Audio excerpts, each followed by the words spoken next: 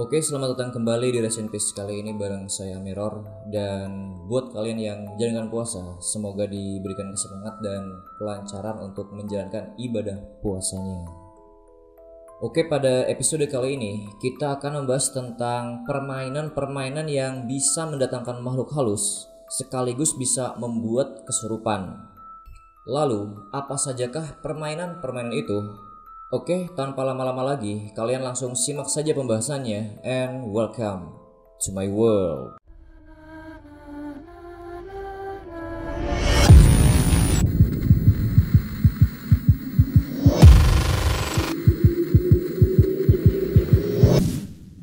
Yang pertama, permainan jelangkung. Jelangkung adalah sebuah permainan tradisional Nusantara yang bersifat ritual supernatural.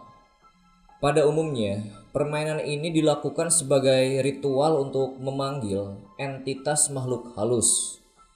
Media yang digunakan untuk menampung makhluk halus atau entitas supernatural yang dipanggil dalam permainan jelangkung adalah sebuah gayung air yang umumnya terbuat dari tempurung kelapa, lalu didandani pakaian dan bergagang batang kayu. Menurut orang Jawa, permainan jelangkung dikenal dengan sebutan Nini Towong atau Nini Towok. Permainan ini tidak hanya dikenal sebagai permainan tradisional anak-anak, tetapi juga dilakukan sebagai usaha untuk menjaga keselamatan desa dan menolak bala. Untuk tujuan tersebut, ritual ini dilakukan bukan oleh anak kecil, melainkan orang yang sudah dewasa. Dalam versi Jawanya, juga dapat dimainkan dengan menggunakan peralatan tulis jangka. Versi permainan yang berkembang di daerah-daerah khususnya di Pulau Jawa, umumnya dahulu dimainkan di desa-desa dengan menggunakan medium orang-orangan sawah untuk memanggil makhluk halus. Biasanya, permainan jelangkung ini dilakukan oleh 3 orang, yaitu 2 orang yang memegang boneka jelangkung dan pawang yang membaca mantra. Permainan ini kebanyakan dilakukan di tempat yang diyakini angker, mungkin supaya lebih terasa horor dan biasanya di waktu senja. Permainan ini biasanya dimainkan secara beramai-ramai pada saat terang bulan.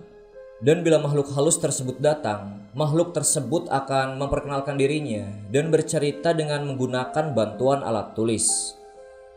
Pertanyaan-pertanyaan yang diajukan juga sangat beraneka ragam, seperti nama makhluk halus tersebut, tahun berapa ia meninggal, dan penyebab kenapa ia meninggal.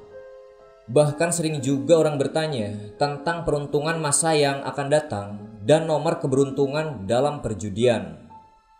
Dalam perkembangannya, permainan ini menjadi cukup sederhana karena dapat dilakukan hanya dengan menggunakan jangka yang bergambar lingkaran, lengkap dengan huruf abjad yang bergambar dalam kertas, dan diiringi suatu mantra yang sederhana.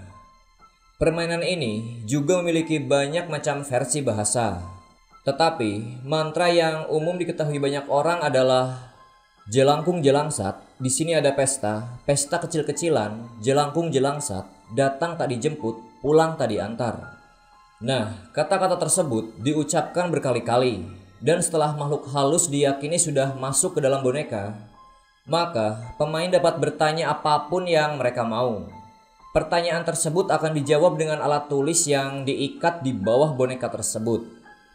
Karena sifatnya yang berupa ritual serta memanggil dan berkomunikasi dengan makhluk halus, permainan jelangkung yang awalnya sekedar permainan, kemudian berkembang memunculkan mitos-mitos hantu atau kesurupan sebagai imbas untuk orang-orang yang memainkan permainan ini. Mitos tersebut umumnya adalah bila permainan ini diakhiri tanpa melepas atau berpamitan dengan makhluk halus yang masuk ke dalam boneka, maka makhluk halus tersebut dapat menjadi marah dan dapat membuat masalah untuk para pemanggilnya. Buat semua jin penunggu yang ada di sini, tunjukkan interaksi kalian kepada boneka yang ada di depan. Buat semua penunggu yang ada di sini. Astagfirullahaladzim, anjing! Woi, woi, woi, woi, Allahu Akbar, Allahu Akbar, Allahu Akbar. Itu anjing di luar, itu di luar. Astagfirullahaladzim, astagfirullahaladzim, Allahu Akbar. Woi, woi, woi, woi. Itu di luar, itu di luar, itu di luar. Allahu Akbar. Allahu Akbar. Allahu Akbar. Astagfirullahaladzim. Allahu Akbar. Allahu Akbar. Guys. Anjing.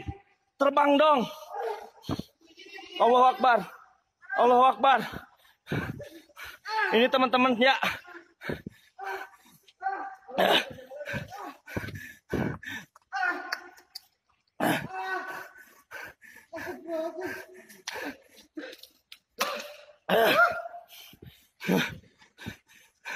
Slow bay, slow.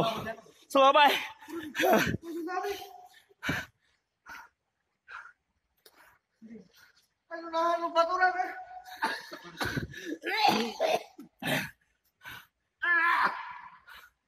Yang kedua, sintren. Sintren atau juga dikenal dengan lais adalah sebuah kesenian tari tradisional masyarakat tanah Jawa, khususnya di daerah Cirebon. Kesenian ini terkenal di pesisir utara Jawa Barat dan Jawa Tengah. Kesenian sintren dikenal sebagai tarian dengan aroma mistis atau magis yang bersumber dari cerita cinta kasih, yaitu Sulasih dan Sulandono. Kesenian sintren berasal dari kisah Sulandono sebagai putra Ki Bahurekso, yaitu Bupati Kendal yang pertama, dan hasil perkawinannya dengan Dewi Rantamsari yang dijuluki Dewi Lanjar. Raden Sulandono memadu kasih dengan Sulasih, seorang putri dari desa Kalisalak. Namun, hubungan asmaranya tidak mendapat restu dari Ki Bahurekso.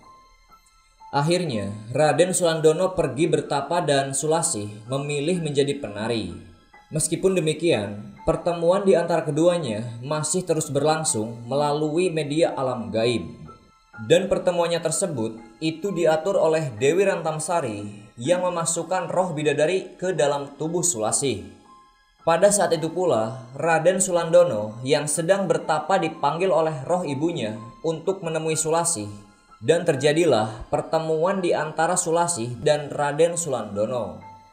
Sejak saat itulah, setiap diadakan pertunjukan sintren, sang penari pasti dimasuki roh bidadari oleh pawangnya. Dengan catatan bahwa hal tersebut dilakukan apabila sang penari masih dalam keadaan suci atau perawan.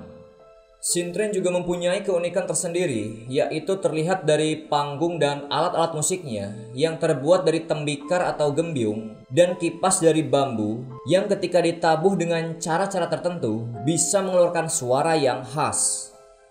Sintren diperankan oleh seorang gadis yang masih suci, dibantu oleh pawang dengan diiringi gending 6 orang. Lalu gadis tersebut dimasukkan ke dalam kurung ayam yang tertutupi oleh kain.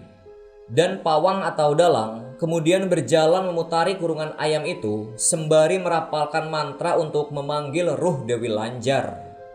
Jika pemanggilan ruh Dewi Lanjar berhasil, maka ketika kurungan dibuka, sang gadis tersebut sudah terlepas dari ikatan dan berubah menjadi cantik jelita.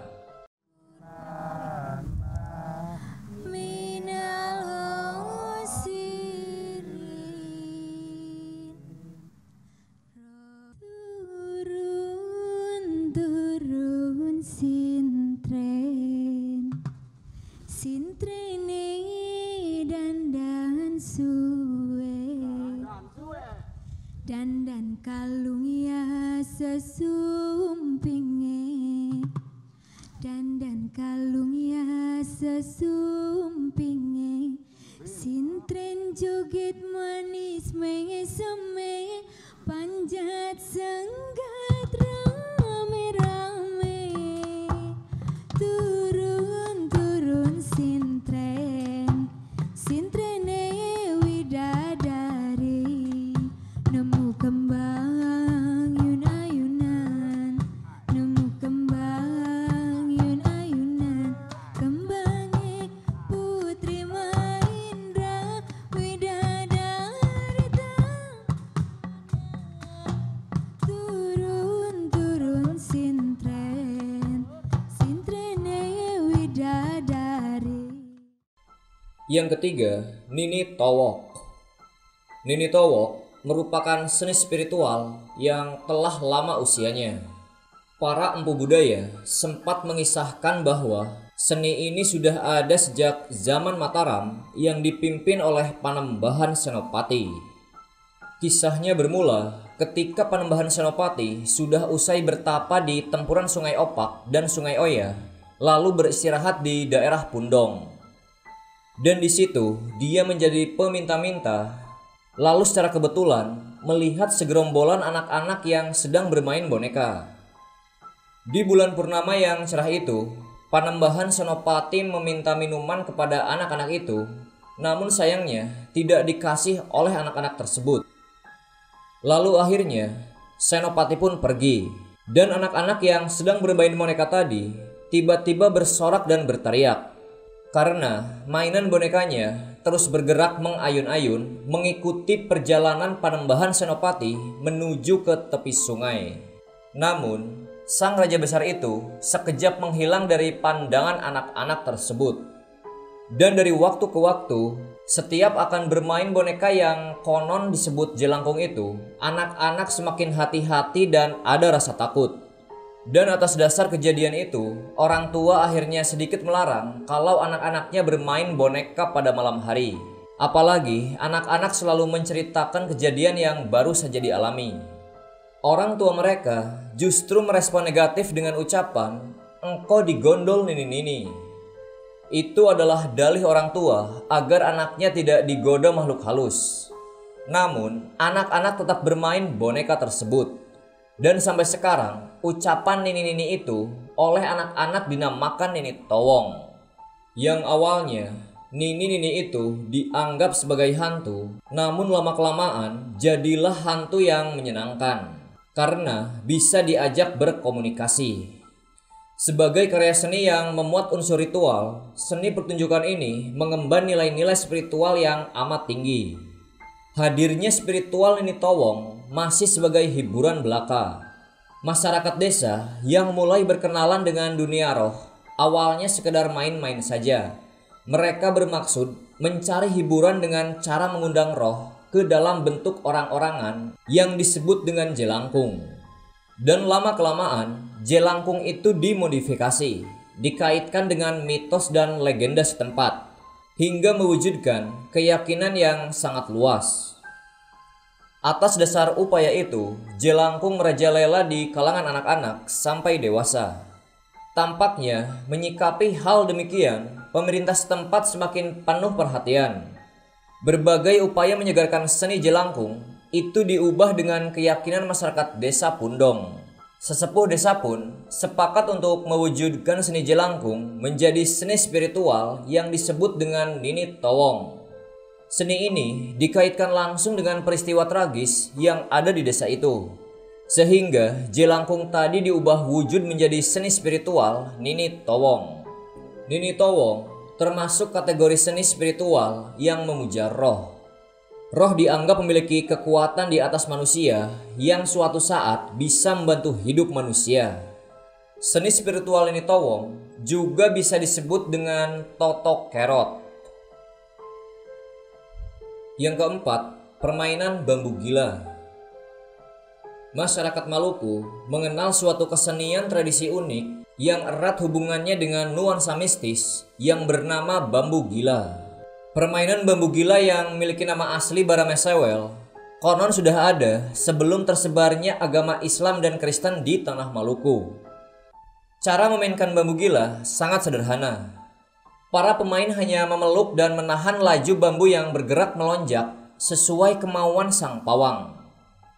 Sebelum permainan bambu gila dimulai, sang pawang bertugas membakar kemenyan yang dibawanya menggunakan wadah dari tempurung kelapa. Nah, dan asap dari pembakaran kemenyan kemudian dimasukkan ke dalam bilah bambu. Proses ini menjadi penting dalam permainan tradisional bambu gila, karena proses ini merupakan upaya untuk mengundang sesuatu yang gaib untuk masuk dan menggerakkan bambu tersebut. Ketika pawang sudah berhasil memasukkan sesuatu yang gaib ke dalam bilah bambu, maka bambu dengan sendirinya akan bergerak.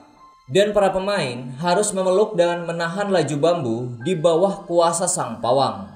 Di sepanjang permainan, sang pawang terus mengendalikan bambu dengan meneriakkan mantra-mantra, "Hey Baromes Sewell." Dan bambu tersebut tidak akan berhenti bergerak sampai sang pawang memerintahkannya untuk berhenti. Dalam masyarakat Maluku yang masih tradisional, aura mistis dalam permainan bambu gila akan terasa sangat kental. Pasalnya, orang-orang yang boleh memainkan bambu gila ini bukanlah orang-orang yang sembarangan, melainkan mereka yang sudah terpilih. Para pemain diharuskan bertelanjang dada mengenakan atribut serba merah, termasuk pada celana dan ikat kepala. Permainan berlangsung dengan iringan musik. Semakin cepat musik yang mengiringi, semakin liar dan cepat gerakan pada bambu. Pada umumnya, permainan tradisional ini dimainkan oleh 7 orang atau lebih. Itu tergantung pada panjangnya bambu yang digunakan. Dan bambu yang dipilih dalam permainan ini juga tidak sembarangan. Bambu diambil dari hutan dengan melalui ritual khusus. Bambu yang sudah dipilih kemudian diikatkan kain pada kedua ujungnya dan diperlakukan secara khusus layaknya manusia. Dan permainan bambu gila ini merupakan salah satu kekayaan tradisi yang dimiliki oleh Nusantara. Yang kelima, ebeg atau kuda lumping. Ebeg merupakan bentuk kesenian tari dari daerah Banyumas yang menggunakan boneka kuda dan terbuat dari anyaman bambu dan kepalanya diberi ijuk sebagai rambut. Tarian ebeg di daerah Banyumas menggambarkan prajurit perang yang sedang menunggang kuda. Gerak tari yang menggambarkan kegagahan diperagakan oleh pemain ebeg. Diperkirakan kesenian ebeg ini sudah ada sejak abad 9. Tepatnya ketika manusia mulai menganut aliran kepercayaan animisme dan dinamisme. Salah satu bukti yang menguatkan ebeg dalam jajaran kesenian tua adalah adanya bentuk-bentuk intrens atau kesurupan. Bentuk-bentuk seperti ini merupakan ciri dari kesenian yang terlahir pada zaman animisme dan dinamisme. Selain itu, ebeg dianggap sebagai seni budaya yang benar-benar asli dari Jawa Banyumasan. Mengingat di dalamnya sama sekali tidak ada pengaruh dari budaya lain. Berbeda dengan wayang yang merupakan apresiasi budaya Hindu India dengan berbagai tokoh-tokohnya. Dan ebeg sama sekali tidak menceritakan tokoh tertentu dan tidak terpengaruhi agama tertentu, baik Hindu maupun Islam. Bahkan dalam lagu-lagunya justru banyak menceritakan tentang kehidupan masyarakat tradisional. Terkadang berisi pantun, wejangan hidup, dan menceritakan tentang kesenian ebeg itu sendiri. Lagu yang dinyanyikan dalam pertunjukan ebeg hampir keseluruhan menggunakan bahasa Jawa Banyumasan atau biasa disebut dengan ngapak. Karena jarang ada lagu ebeg yang menggunakan lirik bahasa Jawa Mataraman dan bahasa selain Banyumasan. Beberapa contoh lagu-lagu dalam ebeg yang sering dinyanyikan adalah Sekar Gadung, Eling-eling, Ricik-ricik Banyumasan, Tole-tole, Warudoyong, Ana Maning Modele Wong Purbalingga, dan lain-lain. Di Banyumas, biasanya ebeg ditampilkan dengan iringan musik calung atau gamelan Banyumasan. Awalnya, memang pertunjukan ebeg biasanya diiringi dengan alat musik yang disebut bende. Alat musik ini memiliki ciri fisik seperti gong, akan tetapi berukuran lebih kecil dan terbuat dari logam. Salah satu kewajiban dalam pementasan ebeg adalah ketersediaan sesaji atau kemenyan. Dan sesaji ini digunakan untuk persembahan kepada para arwah maupun para penguasa makhluk halus di sekitarnya agar mau mendukung pementasan. Dan efeknya, para pemain ebeg akan mengalami tren atau kerasukan yang dalam bahasa Banyumas itu disebut dengan mendem karena dirasuki oleh makhluk halus. Di saat inilah para pemain ebeg biasanya memakan berbagai benda yang tidak lazim dimakan seperti pecahan kaca, bunga-bunga sesaji, mengupas kelapa dengan gigi, makan padi dan tangkainya, memakan dehek atau katul, bara api, kuning telur dan lain-lain.